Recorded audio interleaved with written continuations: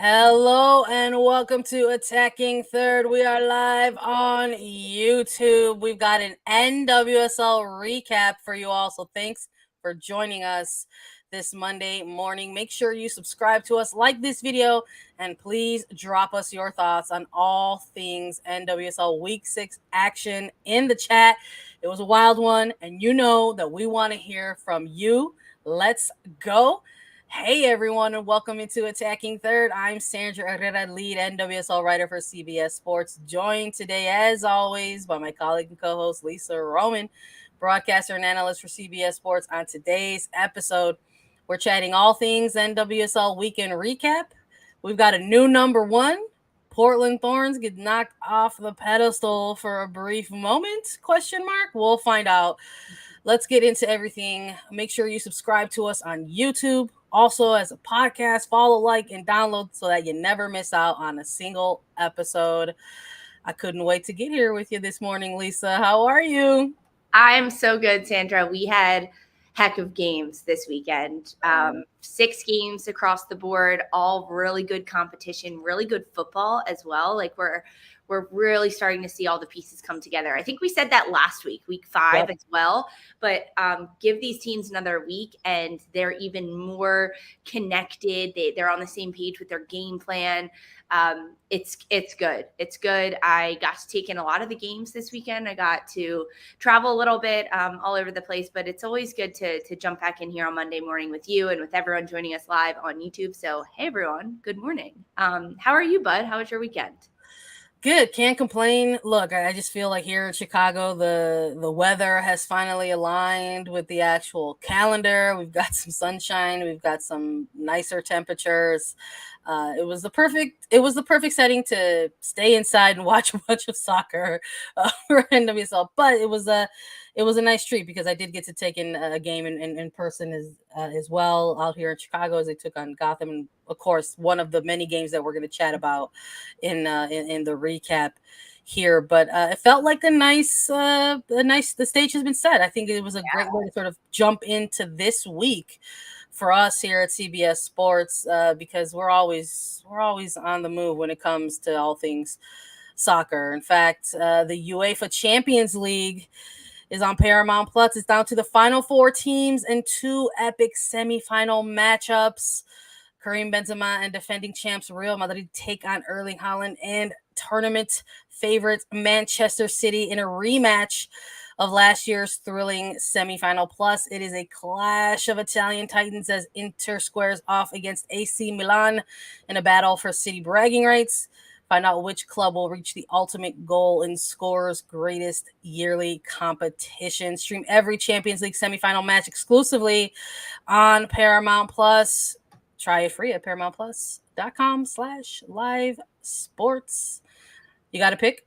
Let's start it. Let's a combo breaker. We're doing a recap, but let's make a Champions League semifinal pick. So this is really exciting between Real Madrid and Man City. I think I'm going to go City.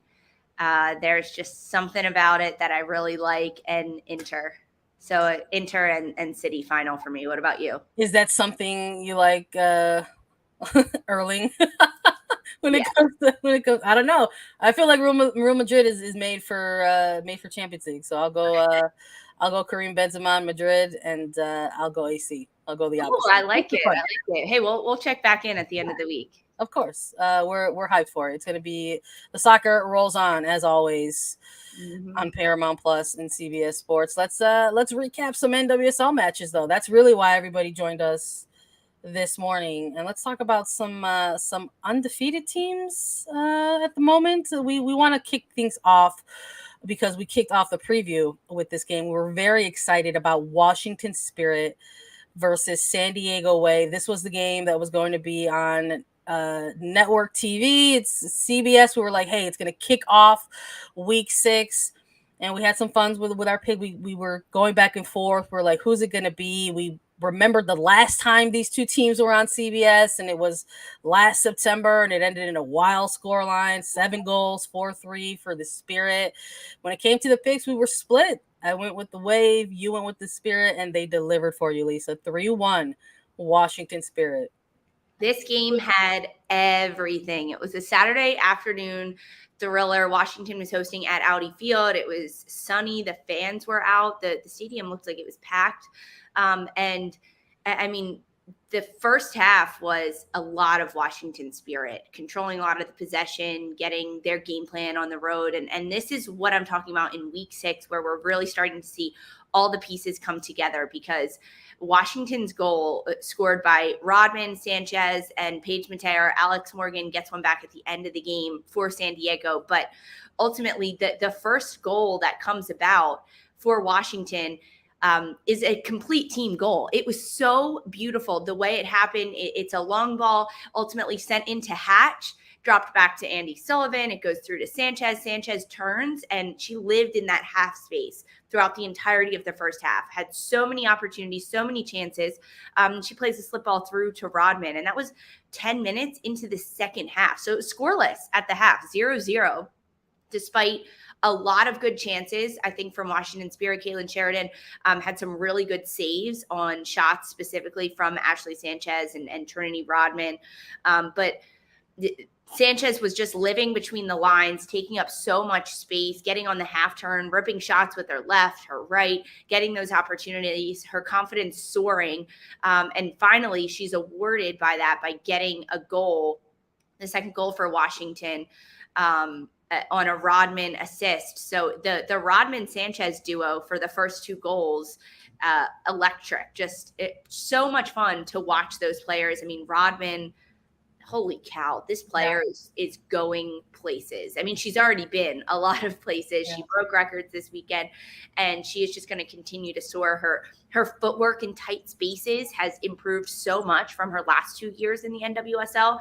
And because of that, her confidence has also improved greatly. So when she's in those tight spaces, she's not just looking to use her speed, her pace, her physicality to get past players. Instead, she's using her footwork and relying on her skill to get out of those tight situations with multiple defenders on her, which makes her that much more dangerous, because she can do tight little footwork, or she can just explode and get out of a sticky situation. And we saw both from her.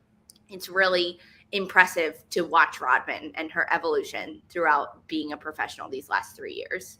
Yeah, we're recapping 6 weeks essentially of the regular season in NWSL, and we can start to see those early contenders maybe for individual standout performances. I've been saying it for a few weeks now that Trinity Rodman for me is an early candidate for MVP in this league. What she's bringing week in and week out, and you can just sort of see when she is in sicko mode, the awareness and presence of mind that she has. You could just sort of see in her eyes, her soccer IQ just kind of working in real time.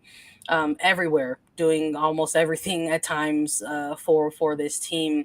And I loved that, it could get frustrating maybe sometimes if you're kind of in go mode and you're not getting that breakthrough. So the fact that it was 0-0 at halftime, and maybe you didn't have anything to show for it at that moment, to come back out and just continue to get at it and not get frustrated. I think that shows a level of growth, for Sanchez, for Rodman, as younger players in this league, to continue to sort of build up and get back at it. Sanchez with a couple of opportunities in this game, and wasn't able to convert on them until about the 70th minute, where she got a great service from Rodman, and then that was sort of the go-ahead goal for this team.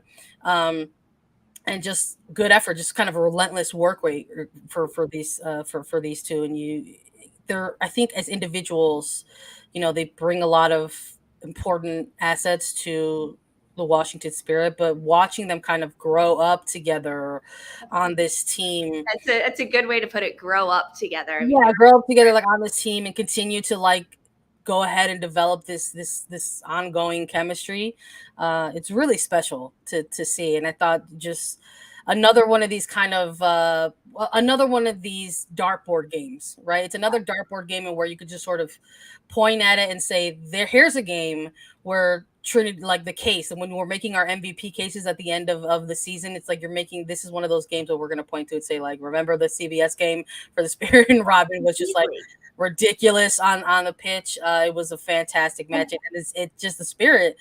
They just absolutely made the wave just look a little clueless at times. Yeah. They had no response, almost no ideas. I mean, if we were just looking at the numbers and boiling it down to that in this game, 15 total shots compared to 4 by San Diego, 10 on target for the Spirit compared to 3. They got a consolation goal from Alex Morgan very late into the game, but at this point it's done and dusted. But I think that's also very exciting too, as you're looking at the upper half of the table at this point. That's something that we talked about on our preview, the fact that we were going to go into this week and probably see some special soccer, because a lot of these teams, at least the ones in the upper half of the table, they have about a quarter of the season behind them already. So now they're going to continue to build and move, moving forward. So when you get these matchups, like a Spirit and San Diego, a third place team at the time versus a fourth place team at the time, it was exciting to sort of see kind of what was going to be presented by both pitch. And it not only did the Spirit deliver and execute, kind of made San Diego look a little bit like a head scratcher. Right. Like Alex Morgan was barely on the ball in this game. And Tara McKeown, who was a forward, a wing back for this Washington Spirit side, has been converted to a center back. And she did tremendous against Alex Morgan. She didn't let her touch the ball. You're exactly right. San Diego looked a little silly. They looked a little lost in the days almost of what was the Washington Spirit show, because these players were stepping up all over the pitch for Washington. I love the shout for Rodman as an MVP. You said it first here. I think it was like week 2 or week 3. You were like, hey, take a look at this player who everyone's been watching, because there is so much that Rodman does. But off the ball, I think her defensive work doesn't get recognized as much as it should, because she does so much defensive work. I would love to know her tracker jacker stat pack at the end of a game, how many miles this player is running during a game, because she is chasing the ball, putting intelligent pressure on the opposition to either win it back herself or force an errant pass for her team to win it back, or just apply enough pressure that forces the opposition's back line to play a ball that they probably didn't want to play. If they had another touch or two, it would have been a better connection. And that all starts from Rodman, and then it's a trickle-down effect throughout the entire team. It is tremendous to watch Trinity Rodman play. And she ends up getting a goal and an assist in this one, and she breaks a record, Sandra. I love that. And that's the other thing too, is like we're watching something in real time with this, with this particular game, but we're speaking specifically of this one player in Rodman. And then when you have the conclusion of this game, final whistle goes, and you're going through it and you're going through the numbers, and you see that she's like making and smashing records as she's putting together these performances, right? So the youngest player in league history to reach 10 goals and 10 assists. And that was just sort of the bar. I think at this point she's actually got 13 goals. Yeah. At this point. It was just a matter of getting the assists. Yes. Yeah. She's 20 years old. This player is 20. Yeah. Massive for this type of player. She surpasses Sam Kerr in this role too. Yeah. And that's not some nobody player. I mean, that's Sam Kerr. We're talking about Sam Kerr, a player who also was in the league at one point at a very young age in NWSL, and essentially established all these records. And now we're getting to a point where the league is in its 11th year, and it's got these young players, and records are made to be broken, right? And so here's one from Rodman.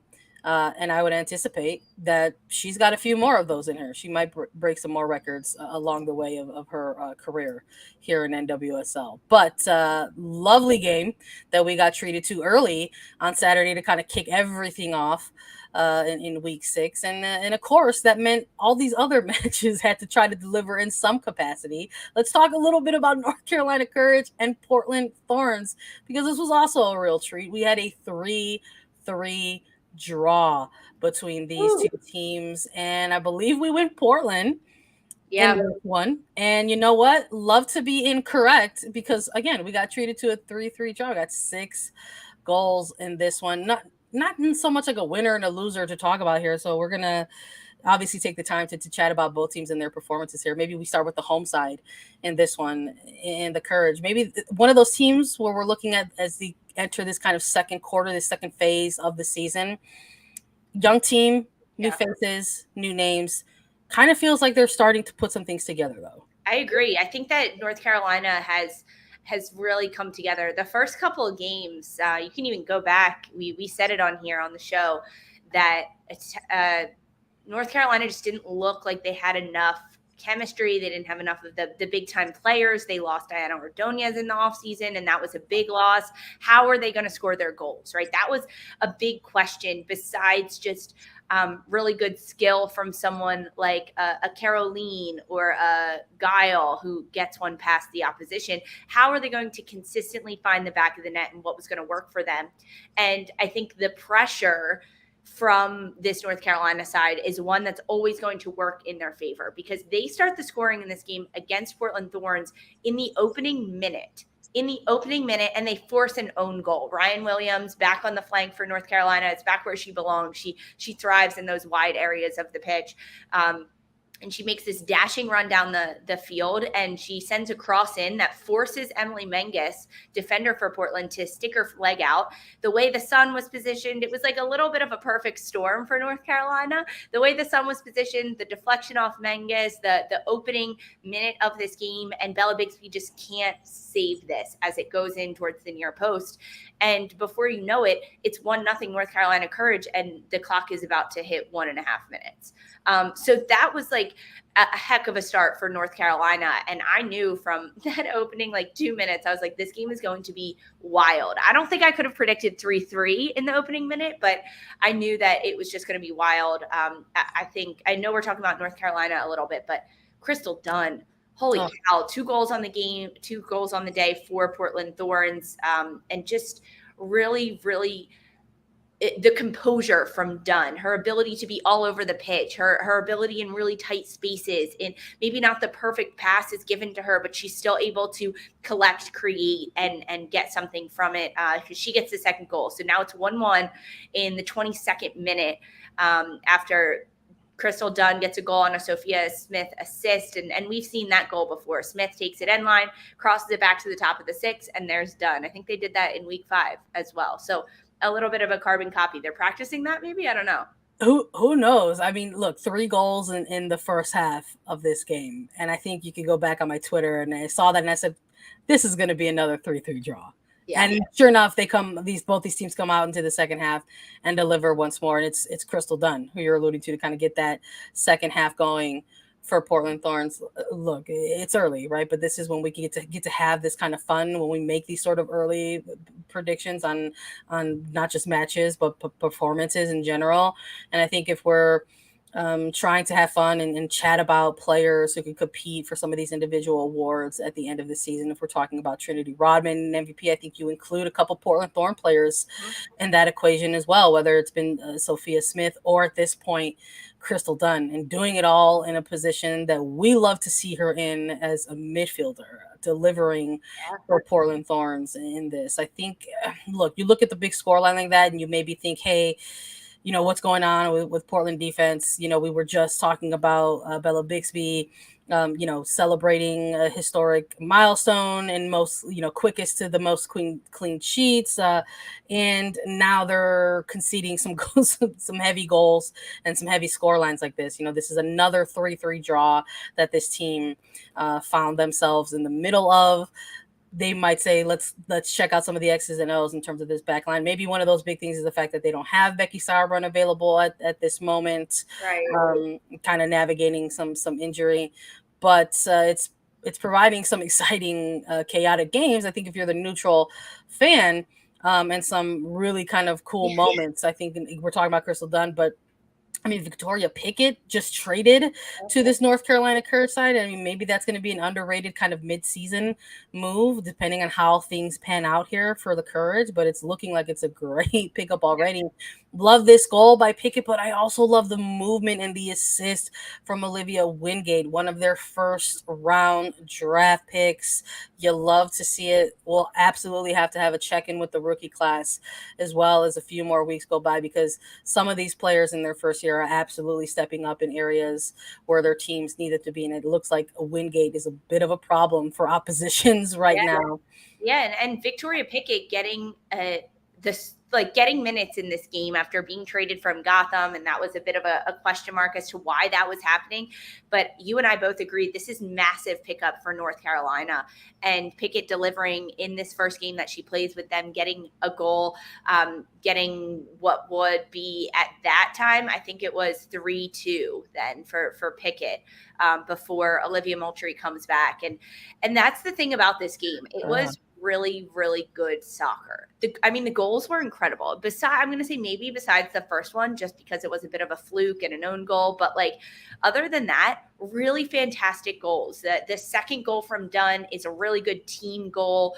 Klingenberg does so much work, and she continues her run. It's like a little ping pong ball passing around. The Pickett goal, as you just mentioned, on the assist from Olivia Wingate for North Carolina. And then Olivia Moultrie, the young player, getting just a worldie of a goal.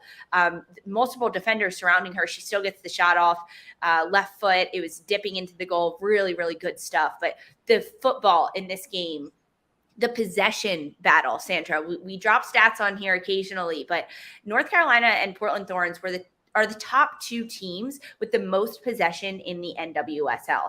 At the end of this 90-minute game, 3-3 scoreline, so lots of goals, quick movement. The passing, were 6 passes off from each other. North Carolina had 433 passes. Portland, 427 passes. If you have time this week to go back and rewatch this game, I highly encourage it. Paramount Plus, go check it out, because this was such a good game. It was such a good game. They're on demand. Go ahead, check them out. Or you can catch highlights if you don't have a full 90 minutes on you, and you can catch them on Attacking Third, just so you know.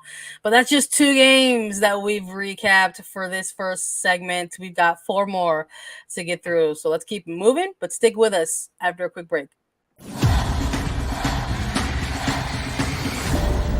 You should stay. I didn't think that this is what we were doing.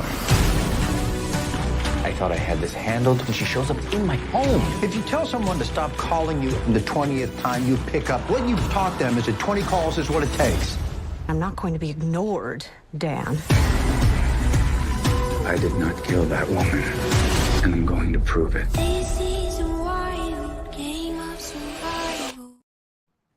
All right, let's get through a couple other games here and maybe recall some picks that we made in this one. Orlando Pride versus Racing Louisville. Winner for the Pride. That's called a streak. A 1-0 win against Racing Louisville. That's Orlando's second win now in this season. Racing Louisville, still some question marks going on around this one, but no question about the picks here. Lisa, you went with the Pride in this one. I had this one as a draw. Racing Louisville couldn't come through for me. What's up with that? But let's talk about the winners of the Purple Super Bowl here. It's going to the Pride. Yeah.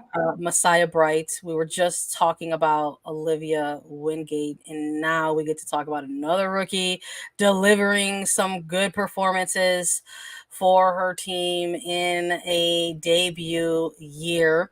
The rookie doing a lot of good stuff, both on and off the ball, rewarded with the game-winning goal in this one. Love to see it. Yeah, really impressive stuff from Messiah Bright. This player, as a rookie in this league and on a team that occupied the bottom of the table for a long time in these first 6 weeks, still was able to implement her own game and find her own style in the NWSL, because now Orlando at 10th in the standings, and we'll get to standings at the end of the episode, but I want to look at Messiah Bright a little bit in depth here, because if anyone hasn't had a chance to watch her yet, the rookie forward for Orlando Pride, she's got a lot of skill. She has a lot of skill, and Seb Hines and Orlando are finding her in the right positions to capitalize on that skill and really have her lean into what she is so good at doing. And the best part is she's good at a variety of different things. And she's a bigger player. She's tall. She's got great stature, and she's strong. So we see her a lot of times for Orlando dropping back into the midfield, bodying up against defenders. And she did this so well in this match against Racing Louisville, receiving the ball at Bright's feet, playing it back into the midfield, spinning out, but doing a really good job of holding up the play. She's not just a back shoulder forward, meaning she just sits on the back line of the opposition and looks to get in behind. She can check into the midfield and body up. However, she can also sit on the back line. She's got great pace. And if you feed her a through ball, she's going to get on the end of it, body off the defenders. That's the thing. She's got this great mix of power, physical built, but also pace on her, just physically looking at her, right? And that's the fact that a lot of players have that, but the fact that she's able to utilize them in the right times during games is something that we don't usually see from rookies in this league, because it is such a physical league in the NWSL. Messiah Bright has leaned into that. So she gets this opening goal for Orlando in the 21st minute. It's a beautiful header goal. She rises above, redirects it on goal. It comes off a set piece, a corner kick for Orlando that gets half cleared by Racing Louisville. Strom sends it back in, and Messiah Bright puts it on goal. Tough for Katie Lund, the Racing Louisville goalkeeper. I think she thinks she should have had that one. But Orlando did a great job with the high press, and that also stems from a player like Messiah Bright in the front line, who's putting the pressure on, doing off-ball work and trying to win the ball back for the Pride.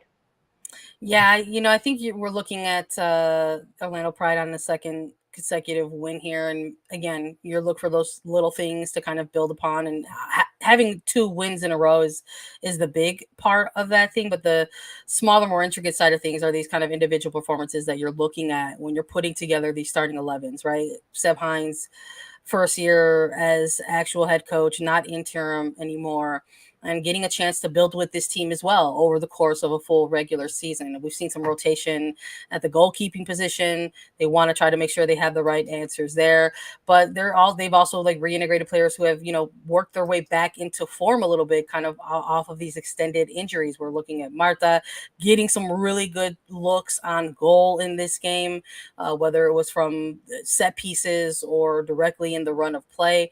Viviana Villacorta, again, another player that we're excited to see back in the mix for the Pride, has really come off, I think, of a couple now really strong performances in the midfield alongside Clough with this Orlando Pride team. So good things here. And I think when we're looking at this game, I think maybe there might be folks who are also like, yeah, well, you've got 2 bottom table teams going against each other, so maybe it's just a matter of those 2 types of teams going at it and kind of trying to desperately put together a performance to get the points. And you know what? That's also fine, because Orlando Pride is stealing all 3 of those. And I think when you're looking at the Racing Louisville side of things, I mean, obviously there's going to be disappointment in the fact that you dropped the points and you dropped the game, but especially in the sense where it was mostly even. I think when you're looking in terms of the numbers in their head-to-head, with the total shots 16-17 in favor of Louisville, even on attempts on target with 7 between these 2 sides, so just looking at those kind of things, even with possession just not super significant one way or the other. So I think if you're Louisville, you're just like, well, maybe this was a missed opportunity here for sure. Yeah, and no Savannah DeMello, I think that really played a factor into the midfield for Racing Louisville. It's sometimes you don't know how much a player is actually keeping the glue together and the wheels on the wagon until they're not there anymore. And I think that's maybe what Louisville saw this weekend, because they didn't have Savannah DeMello coming off 2 yellows and a red in week 5 game for Louisville, so not available. And I think that really hurt them. They could not connect in the midfield. They couldn't string passes together despite having really good players. I think Wong had a great game. Wong Swang had a really good game for Racing Louisville, but perhaps it would have been a different matchup. I'm excited for the second matchup between these 2 teams. When DeMello is there, when Orlando continues this streaking run that they're going on. Yeah, no, we'll see what these 2 teams sort of build upon out of this game going into their week 7 fixtures. But it bumps up Orlando to 10th, slots down Louisville to 11th. Again, people are looking at that and it's kind of like, we'll see where these 2 go from here. But there's a new number 1. Let's talk about it. OL Reign versus Houston Dash. Winners 2-0 in this one against the Dash, and also that means they jump up to number 1 with Portland Thorns and their draw. It gave a little bit of cushion, it gave a little bit of opportunity, and OL Reign went ahead and took advantage of that. And this one, I was looking for a response from the Dash. I've had them picked in our preview. You went Reign in this one, I believe. And they delivered on that. Jordyn Huitema, pretty relentless engine here. had a really good opportunity. Really cool looking goal in the early phase of the first half. Ruled off because VAR said that there was enough there with a handball, and unfortunately, we were all denied that. Not just Jordyn Huitema in this one, but talk about having a short memory. You got to like leave that behind you, and eventually, this one ends out 2-0 with Huitema getting on the board as well. Yeah, I think that this game was it was very entertaining. I'm going to correct myself. I actually had this one pegged as a draw heading into OL Reign in this game. I'm just trying to, keep it honest here at Attacking Third. But yeah, this opening goal coming not until the second half, but a lot of really good options and opportunities, especially from Huitema in the first half. Opening 13 minutes, as you just said, it's called back. A lot of people upset. Laura Harvey looked pretty upset about that one and didn't think it was going to be that type of call. But ultimately, as this game continued to develop and OL Reign really grew into the game, second half, 53rd minute, Megan Rapinoe and Jess Fishlock were giddy playing. I'm gonna say they just looked like they were having a blast. Just having a blast. And I think we saw that a lot from OL Reign towards the end of last year. And we're already seeing it 6 weeks into this year. I think it's going to be a really good year for OL Reign because Fishlock and Rapinoe having so much fun. They're dancing on the sidelines. They're baiting and switching with the defenders, drawing them in, pulling them out. And that's how OL Reign gets their opening goal. Rapinoe from the left side, she curls the ball in with her right foot, finds Veronica Latsko in the 53rd minute. But Balser, Huitema, Latsko, they were all in the mix, ready for this ball to come. But it lands to Latsko, who capitalizes on it and gets the opening goal. And then just over 15 minutes later, about Jordyn Huitema gets her goal finally, because there's a moment in there where she gets a diving header. It goes off the post. She had the first goal called back in the opening 13 minutes. Jordyn Huitema knocking on the door, pounding on the door, and ultimately the door falls down in the 68th minute, and Jordyn Huitema gets the second for OL Reign in this 2-0 win over the Dash. Veronica Latsko. I mean, I think just another example for OL Reign when we're looking at this team and the depth that Laura Harvey has at her disposal. I think, again, we're talking about dartboard games. This is a game that you look at maybe as the regular season is rearing its end, and you say games that the bench essentially came out here and won. Veronica Latsko having this type of performance where she absolutely puts her stamp on a game and the team comes out with all 3 points. This is going to be one of those games. So while Latsko might not be this player that typically finds herself in a starting role with the Reign, did in this match and then delivered. I think when we're looking at the other side of this one, we got to chat a little bit about Houston Dash. They've absolutely cooled off as they have gone through that first quarter of the season and now looking ahead into this second quarter of the season and the stretch in front of them. Not out to that hot start that we initially saw. I think we saw some promising things. I liked some of the good link up that we saw with Maria Sanchez. I think there was a good sequence there where she eventually outworked Huerta and then was able to feed the ball back into Salmon, but unfortunately the shot just wasn't exactly on target. So a couple good moments, but I think this was the game that I was looking for in terms of making the pick with the Dash. I wanted to see the response. I think I wanted to see, that head coaching battle a little bit. The Laura Harvey coaching tree consists of Sam Lady now, who's in, they branched out into Houston Dash. So I'm unclear. I think if it's, maybe the Dash and Sam Lady is trying to have the Dash too much, or they're still about trying to figure out and get that chemistry established between them. But there looks like there's a little bit of a disconnect at times. So while there maybe are some good, 10, 15 minute stretches for the team, other times they sometimes struggle to kind of like retain, that tempo. So just couldn't really find one in the back of the net in this one. And maybe sometimes that helps change some things. But I think they want to maybe try something else out and try to stick with that moving forward. I think what we're looking at now are teams who have like presented their identities moving forward and like bought into what they are going to present moving forward. And then there are some teams who have still tried to try some things out and really haven't quite nailed that down. And I'm it's looking like the Dash are kind of falling in that category a little bit right now. So this result kind of pushes them out of that upper half of the table, whereas with Lowell Rain, it propels them to the top. So we've got 2 more teams to talk about and see where the rest of the standings are shaking out. We'll talk about our predictions. We'll talk about those performances. Stick with us after a quick break. Witness one of the world's biggest stars as a family man. Really? May 17th. I just jumped into Stallone. There's no place like Stallone. It is about how hard you can get hit and keep moving forward. He's the last person that wanted to do this show yet. He sees the camera and he's like, am I in frame? That's the truth. The Family Stallone, streaming May 17th, exclusively on Paramount Plus. All right, we got 2 more games to get through here. Talk about our picks, talk about some performances. Let's start with Chicago Red Stars versus Gotham FC. Let me just say it.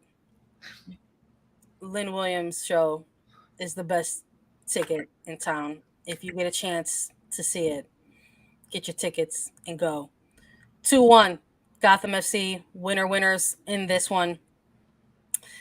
Kind of looked like a tale of 2 halves, though. Yeah. If I'm being honest, in this one, Lisa, I got to take it in person, headed out to the village of Bridgeview and took in a game at SeatGeek Stadium. And I did look, I'm not going to front here. I know where I'm from. I let the people know where I'm from, but I wanted to go to this game to see Lynn Williams live and in action and in person. And she absolutely delivered in this one.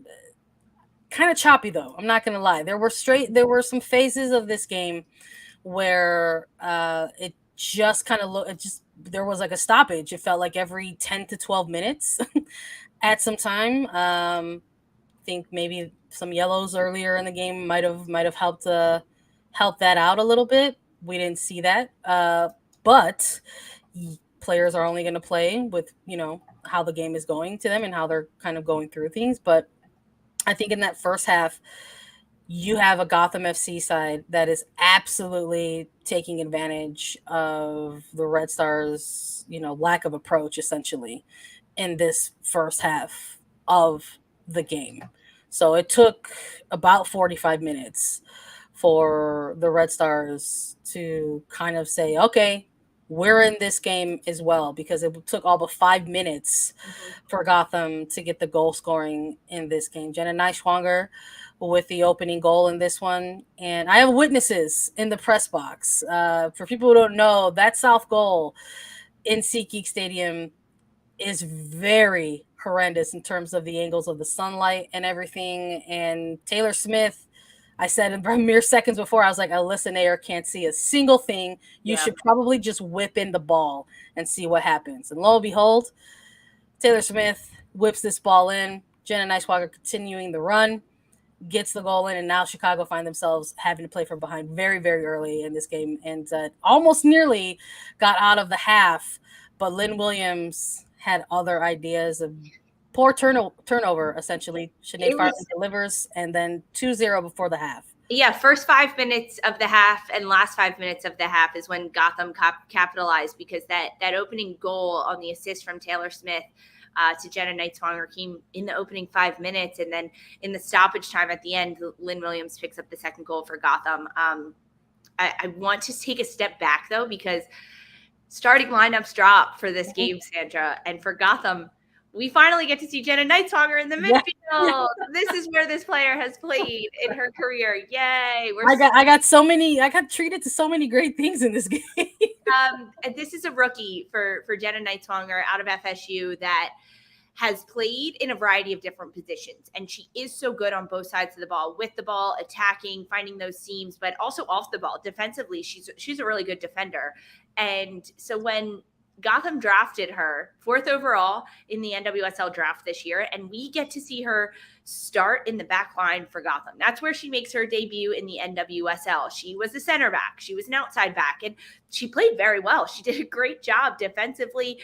She still was able to split lines with her passes and move the ball up the field. But that's not where she thrives. She's better in the midfield as an 8 or a 10. You can even throw her in as a 6, but that's not likely going to happen.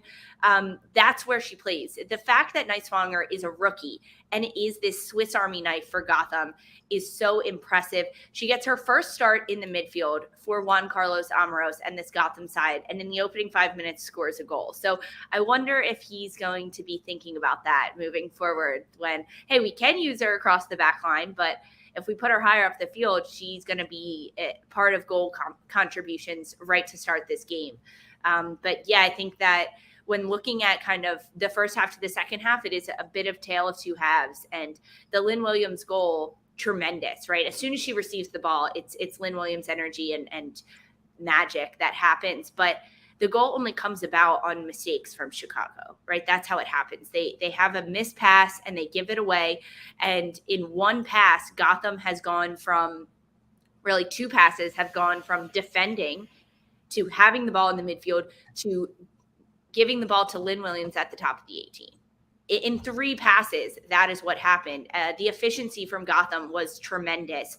And Williams receives the ball at the top of the box, and Tierna Davidson is defending her by giving her 3 yards of space at the top of the 18. You just can't do that against most players in this league, especially a Lynn Williams, because give her an inch and she'll take a yard, and before you know it, the ball's in the back of the net. So that was poor on Chicago's part, right? Giving it away and then not immediately trying to win it back, stepping to it. Tierna Davidson, yes, she was alone. She didn't have a lot of coverage, but Lynn Williams is fast, so you just have to defend her a little bit smarter in that type of position. And then it's 2-0 at half. Yeah, no, it was a good goal, and I think a good example of the trouble your team will be in if your entire midfield is gutted in an off season. So that's essentially what we're watching, I think, week to week here with Chicago. We're talking about starting lineups. For me, I was also excited to get to see Yuli Bianchi get a start alongside Yuki Nagasato in the midfield. Curry Ricard, unavailable in this game, was listed as questionable for this game with I think it was listed as head injury. But when the lineups came out for the starting 11 and the bench, not even available on the bench. So I don't know how you go from questionable to just saying like not available at all, but that's what happened. And so we got to, I think when you have so many injuries at this point, you are just sort of trying to put together a starting 11, and that kind of essentially paved the way, I think, to see Bianchi get a start in the regular season alongside Nagasato. And look, it's evident that there were midfielders who had never played together before, ever in their careers, and I think it showed in this game. I think that goal, in particular, that giveaway, yes, is on I think it was Milazzo with the errant pass, but the positioning at this point to just allow these kind of turnovers to happen. I think it was a very, like, if you ever want an example of like what it's going to look like if you have a tough offseason and how that's going to reflect in your regular season, I think you're looking at it week to week with Chicago. I think it's kind of easy to just sort of say, wow, look at these score lines, the defense is bad. And my counter argument to that is that there's not a ton of that in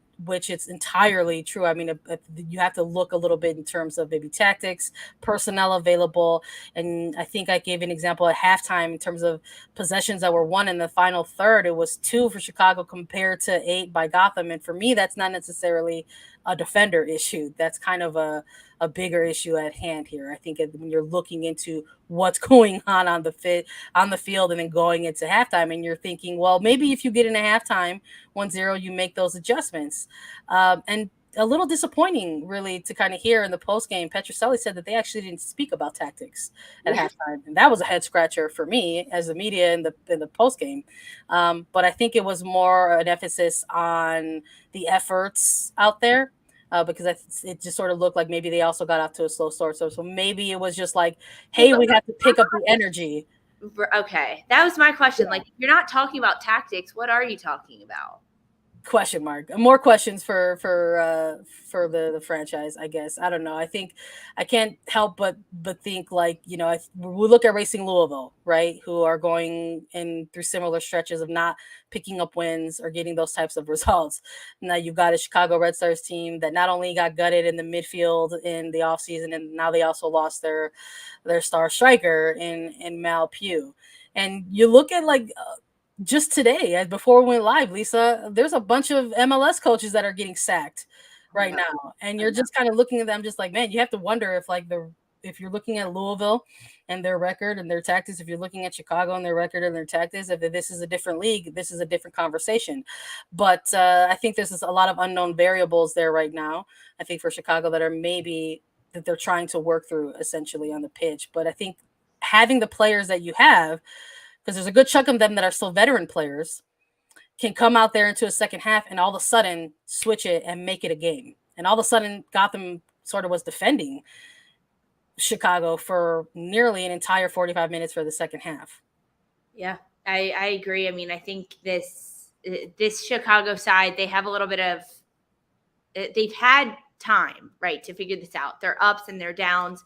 And yes, it's not just like, okay, you let in 2 goals. Like, it's so much more than that about coming together and ultimately getting a goal, right, in this game. That they get one before the 55th minute from Ella Stevens, but there's still a lot of question marks about how they're going to consistently string together games with their 3-back, with a 4-back. What's going to happen there tactically?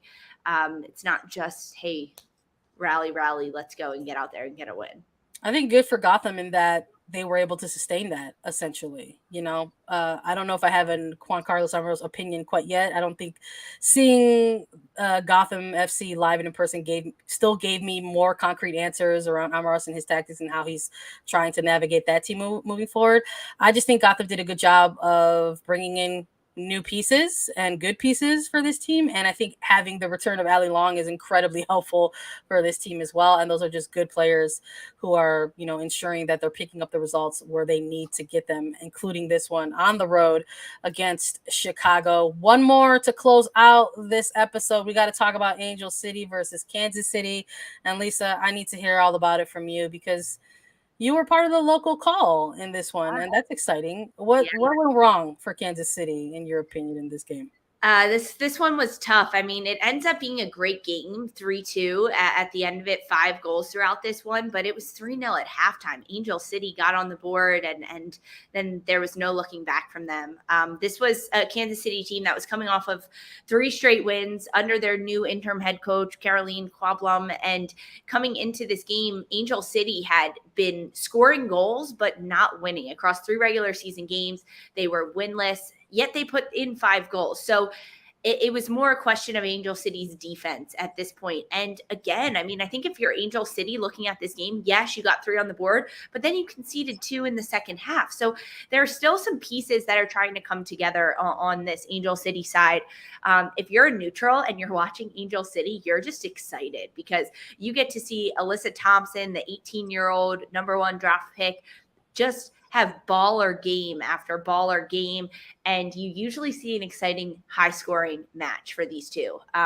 Looking at Kansas City and their game plan and their tactics coming out for this game, they had a high press on Angel City. They wanted to pick and choose their moments to press and put Angel City under pressure, and they did that. I think the opening 15 minutes of this game, that's really what Kansas City did so well against this Angel City side.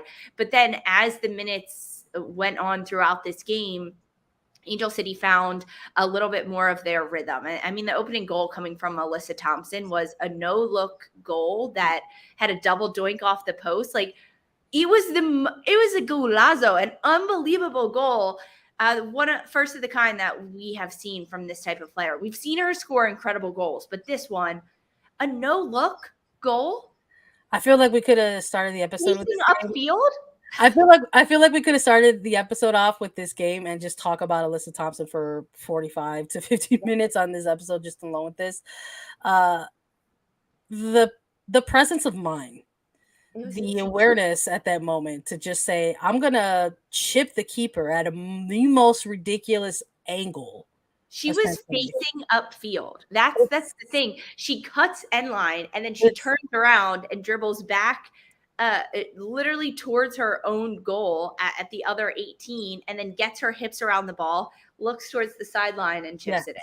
And you just watch Cassie Miller just sort of see this ball kind of rainbow over her and go off the post. And unfortunately, the post doesn't always save the keeper. Sometimes it helps out the striker, and in this case it's Allyssa Thompson. But it's incredible what we're witnessing, right, from this 18-year-old high schooler at this point, for Angel City in her rookie season. I think, look, there were a lot of questions around making the moves that they made to leap into the number one spot to try to collect as many assets as possible. And Angel City spent a bit to make sure that they got there. And now they got Allyssa Thompson, and she's making them look like geniuses. Yeah. For going ahead and rolling the dice on a young player, making the leap to go pro. And while a lot of the recap, we talked about this being week 6, a lot of teams looking in front of them for this second quarter of the season, you have to include Angel City, I think, in that conversation of teams who are looking to build on some of these performances, coming off of a wild 3-3 draw, now a 3-2 win against Kansas City, a team that had a lot of momentum going into Los Angeles and hanging on, essentially, for a win. It was a little nervy there to come out of the second half, to concede and allow Kansas City Current to get back into it and make a game of it. But to kind of finally have a 90-minute game where they were able to put things together and look back and say, we did enough to get these 3 points. Let's make sure we keep doing that moving forward. Allyssa Thompson. Yeah, I mean, Allyssa Thompson for sure offensively, but Angel City defensively, they just concede a lot of goals. They've got 12 goals against this year. And although they're putting up 11, it's still like, imagine if they could keep score lines to just 1 goal against them, how much different games would be for them. Because yes, they end up getting all 3 goals in this game in the first half, which is pretty impressive. So Thompson opens the scoring in the 31st minute, then Claire Emsley gets one on a cross in the 43rd minute. And at this point, Kansas City is just like, okay, we've got a handful of minutes left, probably 5 minutes left in this game with plus a little stoppage time. Let's just hold out.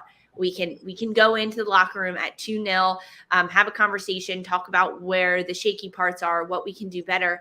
And June Endo, in the final minute of stoppage time in the first half, just finds the back of the net for Angel City. And now Kansas City is digging themselves out of a 3-0 goal hole. And there's a lot of teams that probably would have put their heads down and said, this is just a little rough. We'll get back into it with 1, and then we'll go from there. But I think the mindset of this Kansas City side under Caroline Huitema is a little bit more it's not as much of like, hey, we can do this. We're a blue collar team. We've got this. It's a little bit more like understanding of the game and understanding the tactics of what your opposition is giving you, and then what Kansas City has on the pitch and how they're able to do that. Because you look at the second half and Cece Kaiser just occupying so different spaces than she was in the first half, and finding those seams and getting on the ball. Cece Kaiser is very impressive to watch for this Kansas City side. But the way that the second half goes for Kansas City, they get back into it on Izzy Rodriguez in the 57th minute. Heck of a first NWSL goal for the young player, because second year in the league, second year with Kansas City. And she has a rocket of a shot with her left foot from the top of the 18-yard box, and it finds the back of the net. And then just a few minutes later, Cece Kaiser gets the second goal for Kansas City, but that would be it on the efforts from Kansas City, not without a lot of trying, though, because they were looking to get back into it, and they made it seem very possible. That's what I mean. Like, the games this weekend were really good and really exciting. Yeah. They were. Yeah, delightfully delicious for all the games. I mean, this was another game where I was just like really impressed with the rookie class. I mean, obviously we're talking a lot about, Allyssa Thompson. And I mean, if we're talking about MVP chatter, why not talk about rookie of the year chatter? Thompson, I think maybe the front runner in this. But again, I love the performance and effort by Michelle Cooper with Kansas City current. And I mean, we're looking at Robinson as well, having to slot into that back line for Kansas City, has had another really good game. But so, yeah, this was another one, I think, outside of Orlando and North Carolina, and now this game, where, again, looking at the rookie classes and the players who are having an impact and a role in this one. And they will continue to do so because it's a long season. We're just in week 6. We've got several more games to go.